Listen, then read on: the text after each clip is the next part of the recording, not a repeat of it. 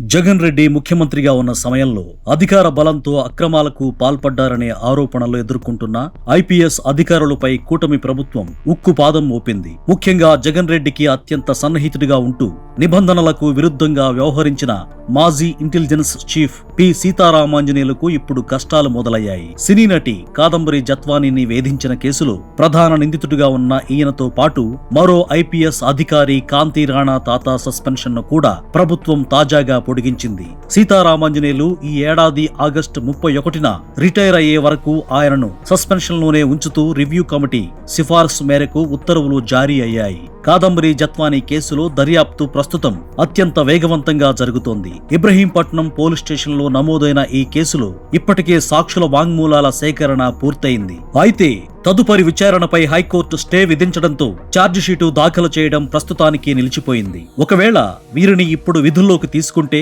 తమ హోదాను అడ్డం పెట్టుకుని సాక్షులను బెదిరించే లేదా దర్యాప్తును ప్రభావితం చేసే అవకాశం ఉందని రివ్యూ కమిటీ బలంగా అభిప్రాయపడింది. అందుకే విచారణ ముగిసే వరకు వీరు బాధ్యతలకు దూరంగా ఉండటమే సరైన నిర్ణయమని ప్రభుత్వం భావించింది. సీతారామాంజనేయులు చేసిన మరో పెద్ద కుంభకోణం గ్రూప్ 1 నియామకాల్లో బయటపడింది. మంగళగిరి సమీపంలోని హాయ్లాండ్ లో నిబంధనలకు విరుద్ధంగా కనీస అర్హత లేని 10వ తరగతి, డిగ్రీ చదువుకున్న వారితో అత్యంత కీలకమైన గ్రూప్ 1 సమాధాన పత్రాలను దిద్దించినట్లు ఆరోపణలు ఉన్నాయి. ఈ పనిని తన సన్నిహితుడికి చెందిన కామ్సైన్ మీడియా అనే ప్రైవేట్ కంపెనీకి అప్పగించి ఆన్లైన్ మార్కులకు అనుగుణంగానే మాన్యువల్ మార్కులు వేయించినట్లు సిట్ విచారణలో తేలింది. ఈ అక్రమాల వల్ల ప్రతిభ ఉన్న అభ్యర్థులకు అన్యాయం జరిగిందని గుర్తించిన సుప్రీంకోర్టు కూడా ఆ దారిలో ఎంపికైన వారందరినీ అప్రాధాన్యత పోస్టులకు బదిలీ చేయాలని ఆదేశించింది. ఇదే క్రమంలో ఐపీఎస్ అధికారి సునీల్ కుమార్ విషయంలోనూ ప్రభుత్వం కఠినంగా వ్యవహరించింది. అనుమతి లేకుండా విదేశీ పర్యటనలు చేయడం, ప్రభుత్వ నిధుల దుర్వినియోగం వంటి